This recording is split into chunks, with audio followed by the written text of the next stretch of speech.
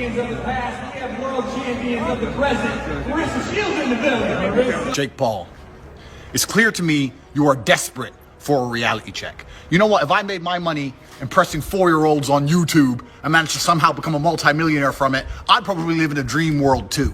But let me explain something to you about combat sports. There are a whole bunch of men out here who will never be as famous as you, will never make the money you've made, who would kick the living fuck out of you. No, he's fighting a 57-year-old champ now. What's 58. 58. Don't want to take a year away from you, Mike. He's fighting a guy that's almost 60 years old. And you know what I mean? I mean, that says it all. That says it all. There's nothing else that needs to be said. That's his shtick. That's his thing. He fights guys that are old, usually undersized guys, older, undersized guys. But he's fighting Tyson here. And him and Tyson are going to make a shitload of money. A bunch of them. Andrew Tate has just revealed the shocking details of a fight contract with Jake Paul, the YouTuber turned boxer. The two have been trading insults online for months, and while it was clear something was in the works, no one expected it to escalate to this level of seriousness. Fucking internet.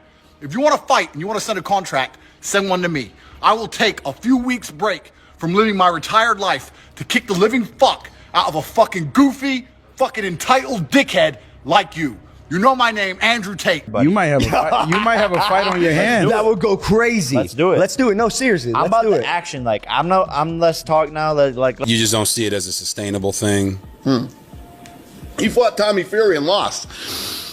Where's that rematch? What makes this fight especially intriguing is that unlike the typical staged fight we've seen before, this one carries real tension, massive money at stake, and some questionable clauses that raise the question of whether this whole thing is a disaster in the making. All he fights are old guys and whatever, but listen, say what you want, he wins. And he makes money. So he's doing his thing.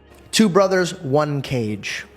Jake Logan, you Tristan. Who comes out alive? You know what? I'm trying so hard to not start internet beefs. I'm really trying not to. You could say Jake and Logan, man. Bro, Don't worry about it. No, I can't lie. Bro, I'm going through life. I'm trying to live peaceful now. Andrew Tate, the self-proclaimed top G and former kickboxer, has been at odds with Jake Paul for what seems like forever. Jake Paul, determined to prove he's not just a fighter made famous by money and hype, sees this as the perfect opportunity to showcase his boxing skills. What better way to demonstrate his abilities than by taking on someone like Andrew Tate, who constantly claims he's unbeatable? The fight is set to take place in Romania, but let's be real, it's not the location that matters. It's the raw tension between these two. They can't stand each other, and that animosity is going to fuel what promises to be one explosive showdown. me versus Andrew Tate. Wow. But here we are, so we could talk about that side note announcement. And please go watch the episode. Hold on a second. What you mean you versus Andrew Tate? Because No, I'm not saying a fight. I'm saying like our back and forth. He talks shit about me and like says he wants to beat my ass or can beat my ass and all this stuff. I think there's a better fight to make. Now let's talk about the real star of the show, the contract. Andrew Tate has gone all in on transparency by releasing the details, and trust me, it's a wild ride. The stakes are sky high, the penalties are downright laughable in that cringy, over-the-top way, and the clauses are straight out of a WWE storyline, mixed with the cutthroat business deals of Shark Tank *. This is where things get really interesting. First off, we all know why people are tuning in. Money, big money. Tate and Paul aren't in this just for the fame. They've both secured eye-popping contracts that would make even the most seasoned negotiators raise an eyebrow. If my brother doesn't fuck you up, I will. And it has to go down. But I don't think he gets in the ring with one of us. I think it's too big of a... The winner of this fight is set to take home a cool $10 million. Sounds great, right? Well, there's a catch. If the fight goes to the judges' scorecards instead of ending in a knockout, the winner only gets half of that amount, just $5 million. That's right, a mere $5 million. So do you think these two are going to let it drag out? Heck no. Both of them are going to go all out to secure that full $10 million because let's face it, $5 million just doesn't have the same ring to it. And don't for a second think either one of them is going to back down or pull punches with that kind of money on the line.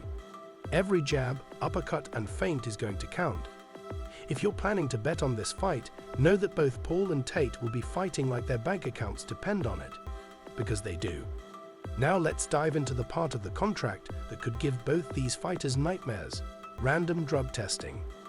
If you thought the battle was going to be about skill and strategy, think again. Tate and Paul are about to face an entirely new level of pressure.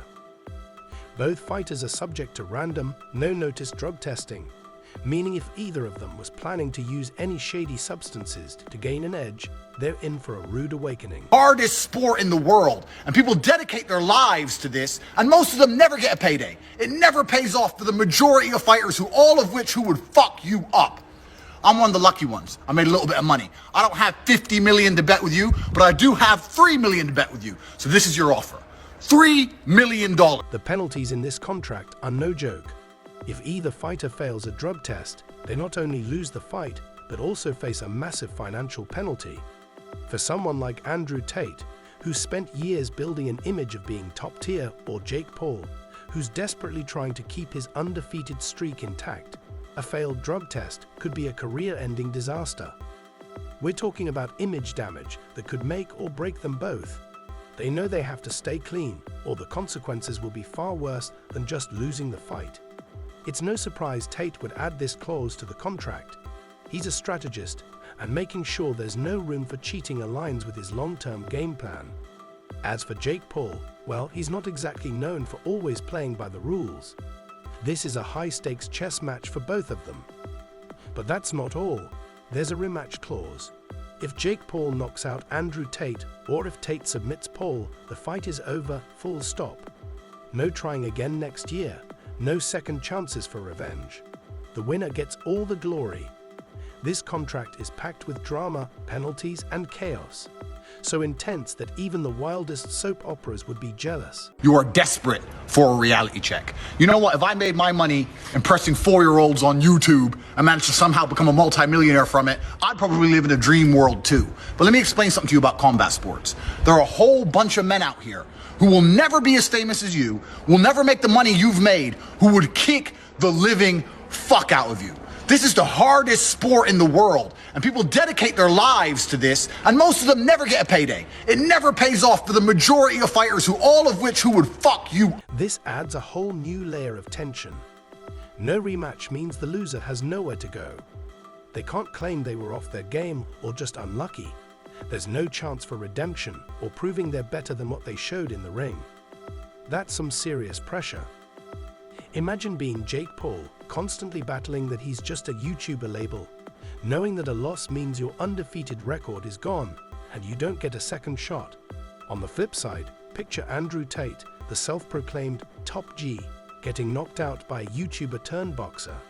The internet would have a field day. I think you're focused on boxing boxers, people that are in the space that you reside. Jake, I know he's been talking shit about you, bro. Yeah. But with your blessing, can I beat the shit out of Andrew fucking Tate? 100%.